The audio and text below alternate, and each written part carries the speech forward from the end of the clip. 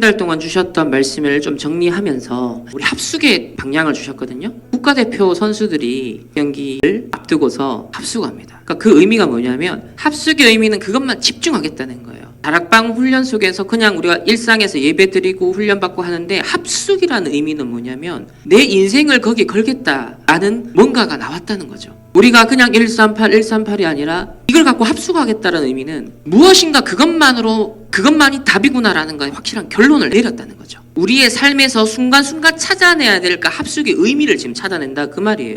그 말은 뭐냐면 지금 유목사님 6가지 도구 사단에게 뺏겨버리고 3단체에게 다 뺏겼다. 그래서 다 뺏겨버린 그 6도구를 우리가 실제 138의 언약을 가지고 복음의 언약을 가지고서 완전 지렛대를 바꿔야 된다. 이 흐름을 바꿔야 된다. 이걸 놓고 지금 237 시대를 열었다. 이 여정 속에 저와 여러분이 걸어가고 있습니다. 우리가 이 시대에 많은 크리스천들이 있습니다. 많은 종교인들이 있습니다. 그런데 남은 자로 저희들을 소집하신 이유는 바로 주님과 함께하기 위해서, 예루살렘을 치유하기 위해서, 이스라엘을 마게도냐를 치유하기 위해서 그들을 따로 불러서 예수님이 함께하셨습니다. 그리고 여러분의 혼자 있는 홀로 다락방 속에 주님과 임마누엘 하는 거 함께하는 시간, 그게 합숙의 시간이에요.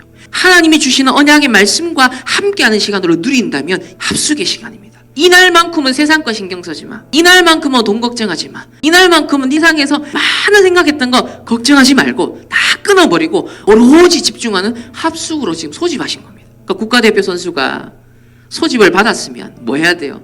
거기에 명령에 딱 순종해서 훈련과 그 모든 거에 집중을 해야 됩니다. 마찬가지로 우리가 일주일 6일을 현장을 살아가는데 이 주일이라는 공식적인 날은 주님께 소집받은 날이에요. 주님이 원하시는 자들을 부르시니 이에 나온지라. 오늘 그 의미를 가지고 합숙이라는 걸 매 장면 우리의 순간순간 삶에 응용하고 적용하는 생각하시면 돼요. 평상시에 우리의 예배생활, 신앙생활, 여러분의 학업 모든 의미를 다 합숙의 의미를 하나님 불렀다는 겁니다. 여러분들을 이 시대에 이유 있어 불렀다는 거예요. 우리 지난주 강단 말씀에 보면 예수 그리스도 이름의 권세, 그 권능을 영적인 눈을 뜨고 사용하고 귀신을 쫓아냈던 바울팀처럼 심지어는 감옥에 갇혀서 찬송하고 기도하는데 어마어마한 그리스도의 이름의 권세가 나타났잖아요. 이 권능을 가지고 초대교회는요 핍박도 이길 수 있었고요. 심지어 순교도 할 수 있었고요. 많은 귀신 들린 자, 영육간의 병든 자들을 치유했던 지렛대가 뭐였냐면 예수 그리스도 이름이었습니다. 그 복음의 능력이었습니다. 말씀의 권능이었습니다. 합숙을 하는 이유는 뭐다? 결국 그 권능을 나의 권능으로,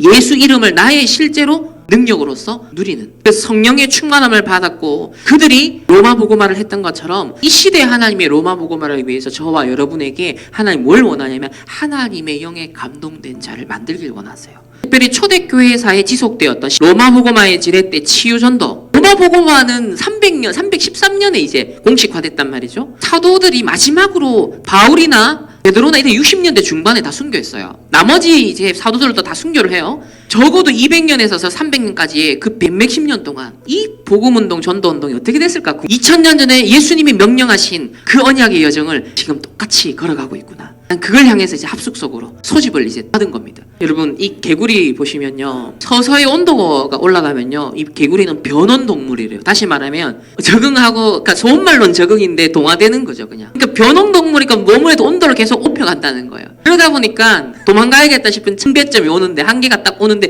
그때는 이미 다리가 익어버려가지고 뛸 수 없는 상태라는 거예요. 전도자라는 건요, 하나님이 파수꾼으로 세워서 미리 적군이 오는 걸 미리 대비시키는 거잖아요. 말씀을 통해 다 알리시고 전도자를 통해 다 알리시잖아요. 근데 어마어마한 시대의 위기가 재앙과 막 오는데 우리가 여기 무지하고 무감각하고 그냥 일상 살아가고 인생은 다 저런 거야 하면서 동화되고 살아가고 있어요. 어느 날 이제 위기가 눈앞에 딱 왔을 때는요, 막상 뛰려고 하는데 어떤 상태가 되냐면 이미 다리가 익어버려가지고 내 마음과 몸은 따라주지 않는, 실제로 따로 노는 이런 영적 상태, 이런 삶의 상태가 어떤 면에서 오늘날 종교인의 모습인 거예요. 그래서 예수님이 40일 동안 제자를 따로 불러서 40일 동안 일일이 미션을 주셨다는 거예요. 138에 절대로 집중해야 되는 그 합숙 속으로 들어가야 되는 당연 필연 절대 이유가 완전 심겨졌다, 전달됐다는 거예요. 그 합숙이 40일 동안 불러서 감람산에서 합숙한 거예요. 전도자를 통해 하나님이 알리십니다. 네피림의 지렛대를 갖고 지금 인재를 3단체가 다 장악했다. 이제는 3단체 12가지 문제를 가지고서 캠페인을 펼친다. 인권, 평등, 자유, 자율성 다 실현, 너무 좋은 말인데 그런 캠페인을 통해서 막 사람들을 어디로 끌고 가요? 어마어마한 배에다가 실어가지고요. 사단이 원하는 곳으로 가는 거예요, 지금. 그 배에 전부 다 몸을 싣고 사람들이요. 생각과 마음과 자기 인생을 그 배에 실어서 마치 큰 베슬, 여기 그냥 실려서 가고 있는지도 모르는 거예요. 심지어 오늘날 교회도 그런 거예요. 하나님의 형상대로 창조됐던 인간이 하나님을 떠나서 하나님 형상이 파괴됐어요. 완전히 없어진 게 아니에요. 깨어진 것이지. 근데 깨어졌을 뿐만 아니라 이제는 남아있는 걸 긁어내고 있어요. 그러니까 이제 동성애가 정상이다. 심지어 소아성애자도 정상이다. 내 성적 지향이다. 이런 인권이라는 캠페인 속에 합리화하면서 이게 내 인간의 인권이다 이러면서 속고 있는 거예요. 그러면서 인간 스스로가 변질돼 가는 겁니다. 트랜스미션이 일어나는 거예요. 원래 하나님의 형상이 깨어질 뿐만 아니라 남아있는 일반 은총을 누릴 수 있는 것까지 다 깨지는 거예요. 다 없애는 거예요. 갈수록 정신 문제 오는 거예요. 갈수록 영적 문제 오는 거예요. 이제는 순리가 완전 영리에 의해서 집어삼킴을 당해도 그게 정상인 것처럼 정신병, 중독, 질병 100%. 제가 이번에 그 청신회 지난주에 게임 중독이라는 메시지를 선정하면서 제가 중독이라는 단어가 처음 찾아봤어요. 국어사전 보면요 1, 2, 3번 딱 정의가 나와요. 흔히 1, 2번은 뭐 물질에 중독되고 뭐 중독되고 다 이런 거예요. 근데 세 번째 중독이 뭐냐면 사상 중독이 나옵니다. 사람들이 지속적으로 어떤 사상에 노출되어지면 그게 젖어들어서 중독. 오늘날 지금 보면 다 중독 사람. 완전 중독 시대인 거예요. 100% 중독입니다. 지금 이 시대는요. 가운데 중자고요. 우리를 죽이는 독 있죠. 독살할 때 그 독자예요. 그러니까 독에 다 가운데 빠져있다 의미인 거예요. 중독이라는 건. 이 3단체가 작품을 장악해서 전부 다 그냥 사람들 중독 가운데 독 가운데 집어넣어요. 생각도 마음도 영혼도 육신도 다 병들게 만들어요. 하나님의 형상을 놓치도록 하나님 주신 어마어마한 축복 다 놓치도록 사단에게 종로로 타는 쪽으로 작품을 갖고 이끌고 가고 있다니까요. 이제는 미디어를 통해서 어마어마하게 사람들이 모이게끔 만들었죠. 이제는 아웃소싱, 중독된 사람들을 제자 삼아서 또 파송합니다. 또 다른 제자를 삼도록, 또 다른 영향력을 확대하도록. 이런 사단에게 빼앗겨버린 6가지 도구로 인해서 지금 과거에는 50대쯤 영적 문제가 왔다고 하는데 이제 10대가 돼도요 영적 문제가 와요. 왜? 많은 것들이 빨리 흡수가 되니까요. 이 미국은 그냥 재앙지대입니다. 엄마가 마약 중독자인데 마약을 계속 하는 거예요. 끊을 수가 없는 거예요. 그러니까 태어나면서부터 중독자 27,000명이 매년 미국에서 쏟아집니다. 이게 누적된다 생각해보세요. 미국이라는 로마 약 3만 명이 매년 마약 중독 상태에서 아기가 태어나요. 이 속에서 이제 치료해가지고 어느 정도 완화가 되겠지만 처음부터 각인된 게 나중에 나온단 말이에요. 엘리트들 3단체들은 자신만의 어떤 구원의 길을 갖고요. 또 이렇게 옛날이나 지금이나 다른 힘을 얻고 있어요. 얼마 전에 중동이라는 나라가 이런 문을 열지 않거든요. 처음으로 전 세계의 문화의 문을 여는데 그 첫 번째로 BTS를 초청한 겁니다. 그만큼 상징성이 있다는 거예요. 보면 이 공연이 어떤 의미인가? 인생 그 자체입니다. 학수고대하면서 참석하기 위해 기다렸어요. 이 공연이 일반 장소에서 만날 수 없기 때문에 방탄을 만나기 위해 항상 한국에 가기를 고대했었대요. 이거 보면서 와 예비된 제자들이 있구나. 너무너무 행복해요. 그러니까 BTS를 위해서도 전 세계에 예비된 제자들이 있는 거예요. 지금 어마어마한 이미 아웃소싱이 되어 있는 상태인 거죠. 그러니까 이미 사전 예비 캠프가 다 돼 있는 상태에서 공연은 뭐예요? 본 캠프로 들어가니까 그냥 빵 터지는 겁니다. 그러니까 6가지 도구를 BTS가 기가 막히게 지금 쓰고 있는 겁니다. 불안장애와 공황장애가 있었는데 치유 사역까지 합니다. BTS 음악이 저를 치유했다는 거예요. 어마어마한 지금 역할, 지렛대 역할을 지금 합니다. 트랜스미션이 일어난다는 거예요. 복음을 통해 일어난 치유가 아니잖아요. 제가 오늘의 저로서 살아갈 수 있는 이유다. 만약에 이 이유 사라지면 어떻게 할 거예요? 이 사람. 진짜 복음이면 영원한데 영원하지 않은 걸 갖고 이 사람 의존을 한 것이고 여기에 중독된 거거든요. 그게 말로 독 가운데 들어간 거예요. 어떻게 할게요? 그 다음 단계는. 전 세계 2천만 명의 아미들, 불광 팬들은 수백만 명. 이제는 또 사람들의 세계관을요 과거에 주목하지 않았던 악당들의 세계관을 이제 받아들이기 시작해요. 악인은 처음부터 악하게 태어났을까? 즉 원죄의 부정사상입니다. 인간은 처음부터 원죄를 갖고 태어난다라는 죄인으로서 구원의 대상자로 인식하는 인간관을 부정하는 시대예요. 그러니까 악하게 된 것도 그 나름의 이유가 있어 라고 다 말을 하는 거예요. 사람이 이렇게 될 수밖에 없지라는 자기 합리화에 빠집니다. 환경을 통해서 문제를 통해 내가 사악해질 수밖에 없는, 하지만 내가 죄인으로 태어난 원죄인이기 때문에요 사단에게 속을 수밖에 없고 많은 것들이요 하나님 형상 깨질 수밖에 없는 상태가 는 원인은 원죄에게 갖고 태어난 존재이기 때문에 그러는데 세상은 그걸 부정하는 거예요. 원죄가 부정되면 그리스도가 부정되는 겁니다. 사단이 노리는 한 수는 이거예요. 그래가지고 이제 이 세계관이 그대로 조커에 나타났던 거죠. 조커가. 그러니까 조커가 왜 사람을 죽이고 엄마를 죽이고 사회 때문이라는 거예요. 나를 불행하게 만든 사회 때문에, 나를 불행하게 만든 부모 때문에 전부 다 원인 전가가 남 탓, 환경 탓이에요. 심지어 그것이 내가 살인을 일으키고 사람들을 총으로 쏴 죽이고 선전선동을 하는데 정당화하는 자기의 이유로 삼아요. 계단을 내려오는 장면은 정말 카타르시스가 느껴지는, 엄청 뭔가 예술적으로 표현이 돼요. 해방감, 억눌렸던 소외받았던 이 자아가 이제 조커의 자아로 폭발하면서 완전 해방의 세계를 그리는데요. 미묘한데 굉장히 매력 있게 그려지더라고요. 굉장히 그 영적으로 민감한 사람이나 영적 문제가 있는 사람들한테는요, 야, 저거 매력 있게 다가가겠다 싶더라고요. 그래서 관객들의 반응을 제가 다 조사해봤거든요. 다 이 조커의 세계관을 그대로 살려서 이 DC만의 다크하고 현실적인 분위기로 앞으로 계속 영화를 만들면 좋겠다. 저는 공황장애가 있는데 보다가 나왔습니다. 공황장애나 우울증 있는 사람들 되도록 보지 마세요. 영향이 직격탄으로 온다는 거죠, 이 사람들은. 그죠? 약한 사람들한테 그게 바로 확 뭔가 온다는 거예요. 그리고 어떤 사람은 날 너무 많이 울린 영화. 난 왜 그렇게 많이 울었을까? 어둡고 폭력이 난무하고 거침없이 살인이 표현되는 이 영화가 왜 역설적으로 마음속에 있는 슬픔을 끄집어내어서 울게 만들까? 좀 위로받고 싶어서 봤는데 내가 조커가 되는 체험을 했다. 이렇게 악당들, 빌런의 악함을 이해하는 영화는 처음이다. 한 명의 사람이 악해지는 과정과 그 이유가 너무 잘 연출되었다. 사이코패스가 이해되긴 처음이다. 악성되지 않은 사이코패스들이 자기 성향을 이해하는데 아마 크게 역할을 할 거다. 사회는 이 주인공을 쉼없이 몰아붙였고 그는 결국 조커를 꺼냈으며 누구나 마음속에 조커 한 장씩 있다. 이런 관객들의 반응을 보게 되어집니다. 그러니까 이게 영화 한 편으로 지나가지 않아요. 많은 것들이 앞으로 이런 사람들의 상태를 만들고 아까 말한 것처럼 원죄로 가지고 태어난 죄인으로서 인간관을 부정하는 시대로 많은 영화가 쏟아지고 콘텐츠와 세상의 흐름이 만들어져요. 그러니까 이게 현실에는요, 이런 맞춤형으로 나타나요. 다시 말하면 대세가 된 B급 문화. 그러니까 권위에 도전하는 B급 캐릭터들, 사이다 발언하고 막 사장님 깨부수고 자기 상사를 막 이렇게 욕하고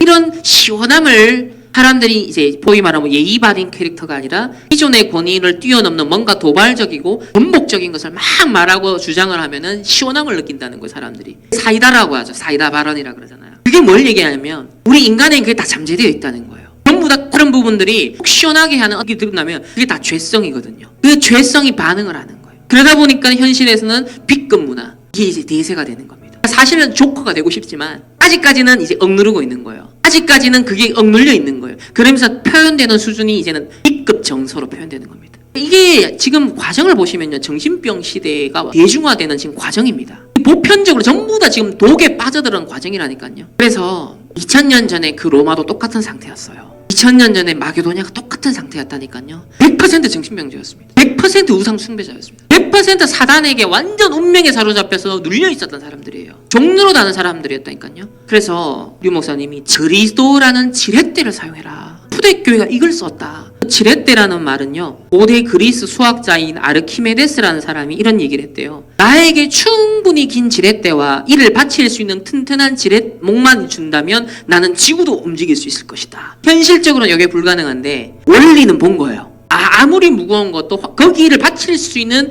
그만큼 긴 지렛대가, 튼튼한 지렛대만 있다면 이걸 드러낼 수 있다는 거죠. 그러니까 그리스도는 뭐예요? 충분히 긴 지렛대예요. 충분히 튼튼한 지렛대요. 무한대의 지렛대요. 어마어마한 능력의 지렛대요. 이걸 사용하라는 겁니다. 2000년 전에 이 로마는요, 이미 지금 우리 스테디움 개념, 몇만 명이 들어가는 그 스테디움, 우리나라 고대 그 2000년이면 무슨 시대입니까? 그때를 생각해보세요. 근데 로마는요, 지금 우리가 스테디움이라고 알려지는 그 경기장에서 막 검투사들 경기를 하고 있고, 지금 우리의 감각에도 너무 정상적인 그냥 통하는 문화인 거잖아요. 스테디움이라는 문화가. 2000년 전 로마가 그랬다는 거예요. 우리나라 2000년 전 어떤 나라인지 130년 전만 해도 얼마나 가난하고 정말 그랬던 나라잖아요. 2000년 전에 이랬다는 이런 문화 문명 앞에 이런 숫자가 모인 초대교회 성도들이 복음을 받은 거예요. 가난하고 노예들이고 연약한 사람들이 모여서 1238 언약을 들었어요. 그리고 그 그리스도 하나님 나라 성령 충만이 이 로마라는 나라를 살릴 지렛대라고 믿었다는 거죠. 실제 사용했다는 겁니다. 그래서 제가 확인하고 싶었던 게 정말 절대 불가능한 로마 복음화거든요. 모든 조건을 다 생각해봐도요, 절대 로마 복음화는요 불가능하다니까요. 근데 역사적으로 가능해졌어요. 실현이 돼버렸어요. 도대체 그 초대교회의 전도운동 주요 방법이 뭐였는지 궁금했고, 그러면 그게 치유전도라고 예수님이 말하고 사도들도 그렇게 했는데 과연 그 이후에 얼마나 어떻게 지속됐느냐가 궁금했고, 그러면 이 시대의 다락방 전도운동, 류 목사님이 이제 237 시대의 방법은 치유전도다. 이걸 정말 교회사적으로 뒷받침하고 의미가 시사점이 뭔지 그게 이제 궁금했고 학생들에게 전달을 했습니다. 그러니까 로마 시대의 영적 상태를 보세요. 모든 만물에 신령한 기운이 깃들어 있다. 정령 숭배를 했습니다. 이번에 겨울왕국 2가 딱 요거 나옵니다. 정령숭배 사상을 기반으로 다 나와요. 베이스가 다 그거예요. 신비한 힘의 근원 하면서 모험의 세계로 들어가는데 그 세계에서 이제 자연 만물 속에 깃들어 있는 정령들이 어떻게 이들을 도와주고 힘을 실어주는지 그 얘기가 이번에 겨울왕국에 베이스입니다. 보세요. 점점점 애니메이션이나 이런 걸 통해서요. 갈수록 이런 세계관이 자연스럽게 들어가는 거예요. 로마가 딱 그랬어요. 가정과 마을과 국가를 다스리고 보호하는 수호신 개념이 있었고, 그리고 모든 인간의 자연세계, 사회경제활동, 외교관계, 전쟁, 이런 인간 삶의 모든 상황이 다 신들이 주관한다. 그래서 이 신에 의한 우리의 운명에 매여 있다라고 운명론적으로 그들은 생각을 분명했습니다. 그래서 어거스틴으로 알려지는 이 아구스티누스가요, 이런 얘기를 했어요. 이 사람이 이제 300년 중반 후반대에 이런 얘기를 합니다. 로마가 이제 곧 멸망하는, 이제 로마 복음화 되고 난 다음에 로마가 나중에 이제 대국으로서 몰락을 하는데, 그때 로마 당시 상태를 이렇게 말합니다. 로마인들은 심지어 논밭의 일거리도 어느 한 신에게만 맡길 수 없다 생각했다. 그래서 농지는 루시나 여신에게, 산등성이는 유가티누스 신에게, 부릉은 콜라티나 여신에게, 계곡은 발로리아 여신에게 주관하게 했다. 그들은 농작물을 놓고도 세게티아 여신에게만 모든 작물을 맡길 수가 없었다. 밀을 심고서 아직 땅 속에 있는 동안은 세이아 여신이, 땅 위에 솟아나는 나다를 맺을 때는 세게티아 여신이, 밀을 거두어 곡간에 쌓은 다음에 안전하게 간수하라는 뜻에서 투틸리아 여신이 주관하게 했다. 이거 보면 농사 하나 짓는 그 과정도요, 보통 신경 쓰는 게 아니에요. 이 신을 화나게 하면 저주받는다라고 생각하기 때문에 잘 모셔야 되는 겁니다. 우리나라 옛날에 미신에 사로잡혔다는 거 있잖아요. 그 상태예요. 똑같습니다. 비나이다 비나이다 하는 상태. 로마가 딱 그랬다니까요. 그러면서 로마 제국이 이제 또 팽창되니까 로마라는 원래 고유한 도시만의 잡신만 아니라 정령숭배뿐만 아니라 지중해 세계 전체의 다신교 사회의 잡신들을 다 받아들인 거예요. 완전 혼합주의인 거죠. 그러니까 이제는 그리스 신까지 다 받아들인 거예요. 그리스의 유명한 12개의 신도 로마의 이름으로 바뀐 거죠. 그래서 이 유피테르라는 로마의 천둥과 하늘의 신이 제우스와 똑같아진 거예요. 또 외국에서 이제 이거는 페르시아에서 들어온 신입니다. 미트라, 키벨레, 아데미, 각 지역의 로마 전역에 있었던 신들, 인간의 행복과 불행, 생사 화복을 결정하는 주체가 바로 신들이고, 이 신과의 관계를 잘 맺는 것이 사는 길이다라고 그들은 믿었어요. 그래서 로마인들의 독특한 개념이 뭐냐면 신들과의 평화 유지, 이게 팍스 데오룸. 근데 더 재밌는 건요, 진짜 로마인들이 걱정하는 거는 이라 데오룸, 즉 신들의 분노의 대상이 되는 거였어요. 어떻게 하면 신들의 분노에서 내가 벗어날 수 있겠냐. 그래서 신들을 잘 못 섬기면 반드시 신의 분노가 임하기 때문에 강박증이 있었습니다. 여기에 신경이 엄청 쓰였다는 거예요. 그래서 신을 달래고 잘 섬기는 방법으로 각종 제사와 미신, 그리고 공식적인 신전을 건축하는 형태로, 왜 신을 가장 정성스럽게 모시는 방법이 신의 집을 지어주는 거였어요. 그래서 신전이 만들어진 겁니다. 우리나라에도 뭐 신주 단지라고 나오는 거예요. 신을 모신 집을, 똑같은 개념이에요. 그러니까 우리나라나 로마나 지금 전 세계 영적 상태가 2000년 전이나 똑같다는 겁니다. 악의 세력으로부터의 구원, 내세의 복락을 추구하는 많은 대중들이 미신, 점술, 신비적인 종교에 그래 빠져들 수밖에 없었고, 그리고 대표적으로 신전 중에 가장 유명한 신전이 이 판테온 신전이에요. 이게 2000년 전에 지어진 것이라 믿어지십니까? 지금 로마에 가면 그대로 보존되어 있거든요. 이게 2000년 전 건물이에요. 우리 2000년 전 건물을 어떻게 살았을까요? 이 판테온 신전은 만신전이라고 알려지죠. 모든 종류의 신들을 다 모신 신이에요. 왜? 이 사람들도 아무리 생각해도 이렇게 수천 수만 가지 신들의 집을 다 지어줄 수는 없잖아요. 너무 힘들잖아요. 그래서 싸잡아가지고 도매급으로 모든 신을 모신 신전을 여기 모신 거예요. 그러니까 얼마나 힘들었겠습니까? 정신적으로, 경제적으로 많은 것들이 낭비가 될 수밖에 없어요. 그러니까 바울이 로마서 8장에 보면은 만물이 신음하고 있다고 했잖아요. 피조물들이 하나님의 아들들이 나타나기를 확수고대하며 기다리고 한다 했잖아요. 그 의미인 거야 아까. 그러니까 자연 만물들이 신에게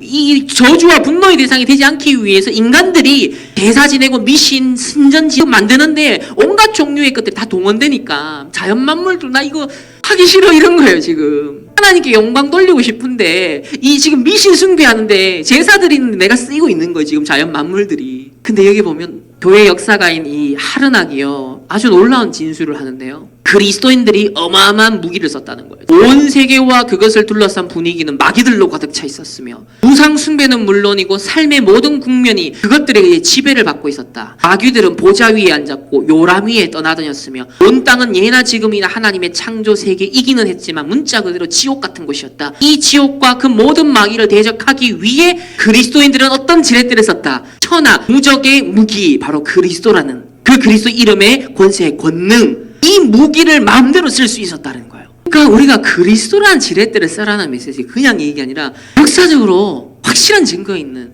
이 진짜 우리가 써야 돼요. 그러면 예수 그리스도가 이 치유 전도를 어떻게 하셨습니까? 처음부터 온 갈릴리를 두루다니시며 천국 복음을 전파하시며 모든 병과 모든 약한 것을 고치시니 그 소문이 온 수리아에 퍼진지라. 모든 앓는 자 곧 각종 병에 걸려 고통당하는 자, 귀신 들린 자, 안진하는 자, 중풍병자들 데려오니 고치시더라. 예수님의 첫 사역부터 치유 사역이 시작이 됐습니다. 그러면서 귀신 들린 자들을 많이 데려와요. 말씀으로 귀신들을 쫓아내십니다. 병든 자들을 말씀으로 고치십니다. 그러면서 이 치유 사역이 어디에 근거한다? 이사야를 통하여 하신 말씀, 연약한 것을 친히 담당하시고 병을 짊어지셨도다 함을 이루려 함이라. 구약도 뭘 약속하고 있다? 치유 사역을 약속하고 있다는 거예요. 구약과 신약은요, 이 복음으로 사람들 치유하겠다. 그게 하나님 구원하겠다. 운명에서 벗어나게 해주겠다. 포괄적인 치유 사역이잖아요. 그래서 예수님에 대해서 사도 시대 이후에 렘넌트들이 지금 말한 이그나티우스 안디옥 교회, 우리가 지금 메시지 흐름을 타고 있잖아요. 안디옥 교회가 선교 파송했잖아요. 선교사들을.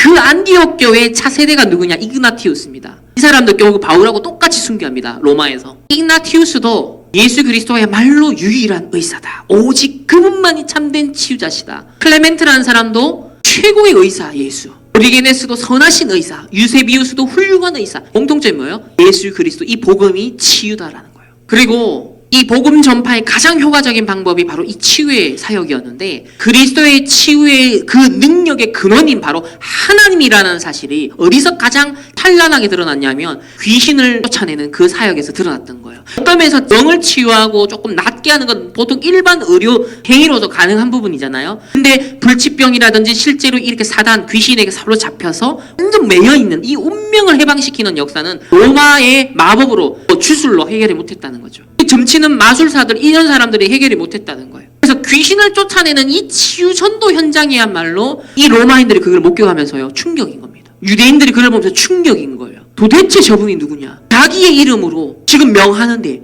귀신이 떠나가는 거예요. 그래서 이러한 치유와 구원 사역은 현재라는 시간 속에 직접 인간의 눈으로 목격할 수 있었던 하나님 나라의 능력과 표적들이었다는 거죠. 그래서 이러한 능력과 표적은 예수가 전파한 그 천국 복음의 말씀의 신빙성을 뒷받침해주면서 엄청나게 파급력 있게 확대화되었다는 거예요. 우리가 이 시대에 이 왜 치유 사역이 지렛대냐? 내가 BTS나 앞으로 지금 다 병드는 사람들이 정신이 병들고요, 사상에 중독되고요, 물질에 중독되고요, 상처에 중독되고요, 사람들이 병들어요. 다 무너져요. 기회라는 거예요. 그래서 그리스도만이 사람들이 살릴 수 있는 지렛대로서 작용할 수 있는 시간표가 오겠구나. 그 사도들도 똑같이 치유전도를 했어요. 예수님이 제자들에게 위임합니다. 12제자를 부르사 더러운 귀신을 쫓아내며 모든 병과 모든 약한 것을 고치는 권능을 줬다. 똑같이 시키는 거예요. 원하는 자를 부르시니 자기와 함께하고 전도도 하며 귀신을 내쫓는 권능도 가지게 하려 함이라. 똑같습니다. 저와 여러분의 이 권세, 이 권능을 하나님이 주신 줄 믿습니다. 그러면서 예수님이 제자들에게 마지막으로도 위임한 게 온 천하에 다니며 만민에게 복음을 전파하라. 이 복음 받은 구원 얻을 것이요, 내 이름으로 귀신을 쫓아내며 병변자에게 손을 얹은 나으리라. 예수님이 처음과 마지막에 똑같이 제자들에게 위임한 게 치유 사역이었습니다. 베드로도요, 보세요. 남녀의 큰 무리가 모이고 수많은 사람들이 모이는데 병든 사람과 더러운 귀신에게 괴로움을 받는 사람을 데리고 와서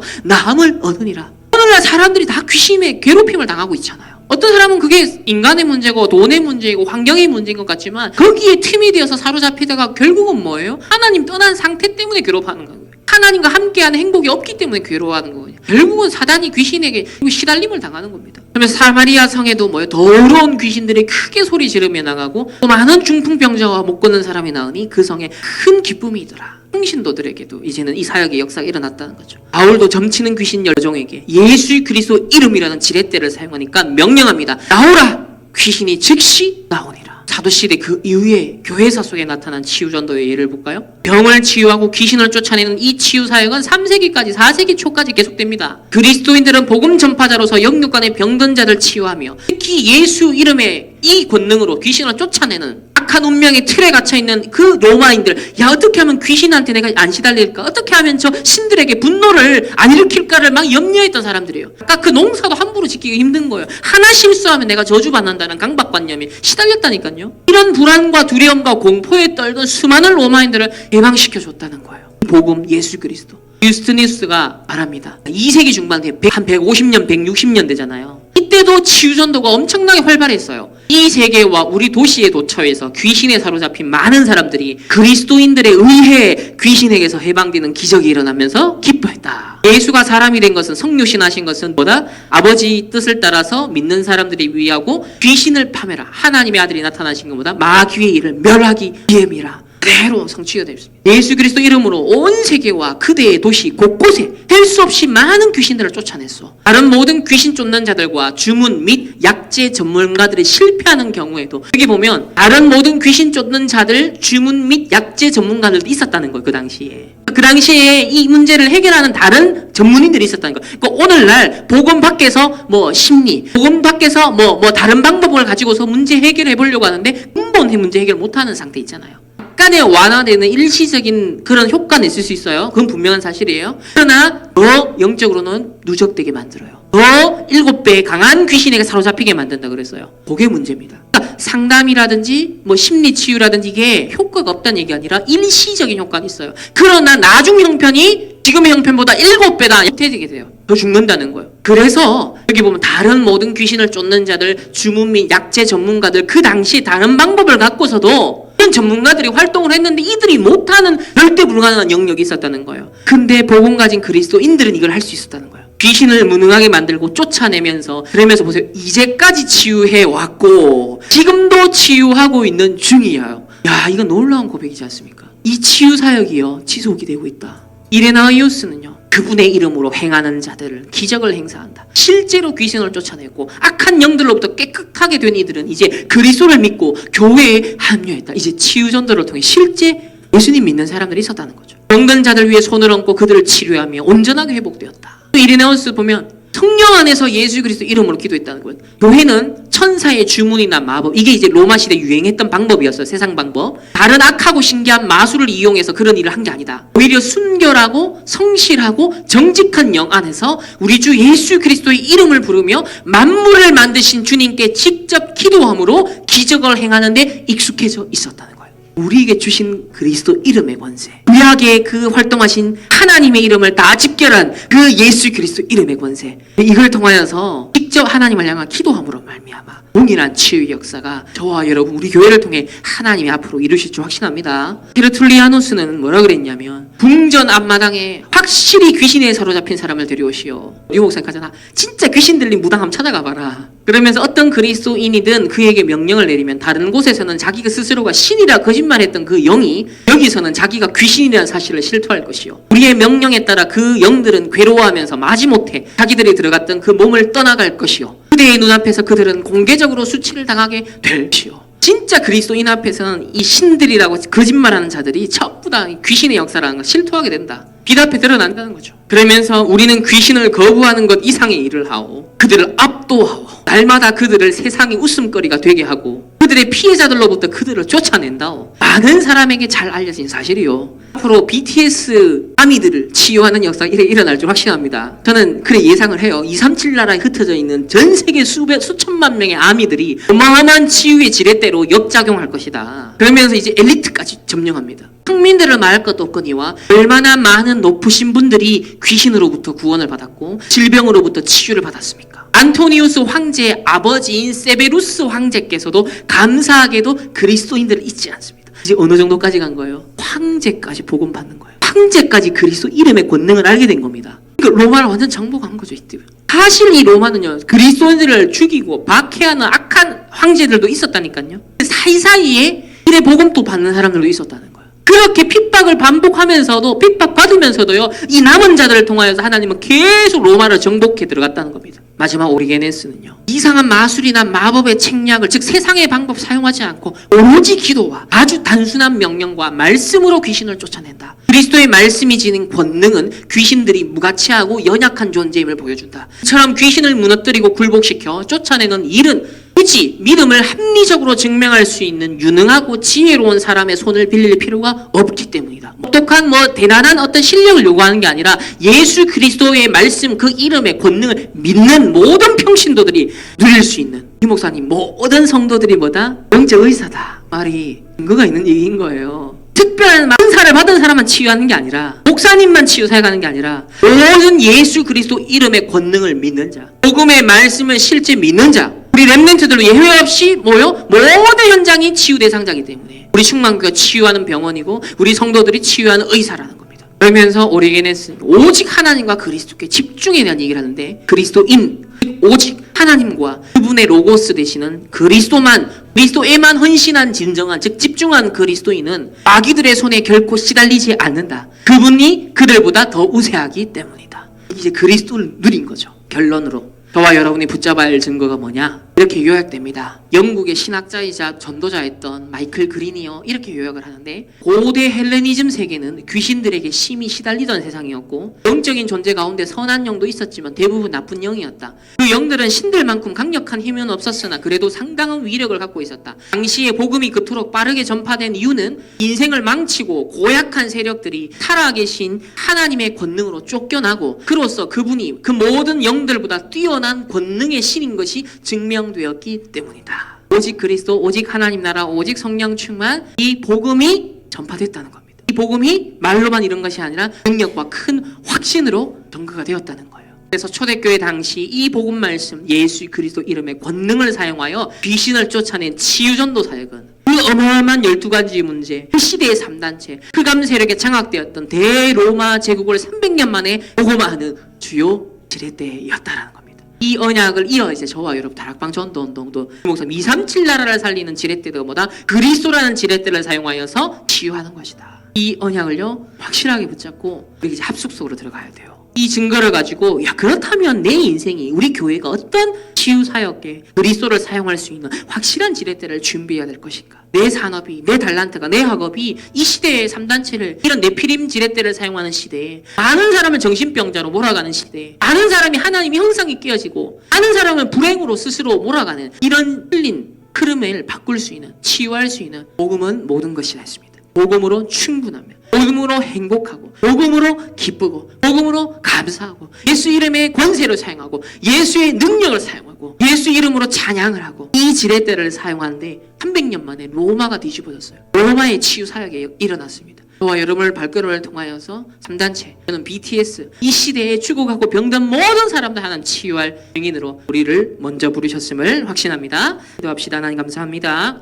우리가 합숙할 이유를 확인합니다. 37 시대 사단에게 3단체에 빼앗겨버린 6가지 도구를 저희들이 특별히 로마 시대 복음화했던 저 초대교회 전도자 증인들이도 똑같이 6가지 도구, 특별히 그리스도 이름이라는 그 지렛대를 잘 사용하고 로마를 정복한 것을 보게 됩니다. 하나님 이 시대의 전도자를 통해 237 시대에 살릴 중요한 하나님 6가지 도구, 회복의 말씀을 주셨사오니 그리스도 이름의 권능을, 그리스도의 복음의 말씀을 사실적으로 사용하고 누릴 수 있는, 복음 누리는 증인으로 저희들을 먼저 치유해 주시고 인도하여 주옵소서. 지금부터 우리의 모든 삶이 합숙의 의미가 있는 집중된 삶이 되게 하여 주옵소서. 감사드리며 살아계신 예수 그리스도 이름으로 기도합니다. 아멘.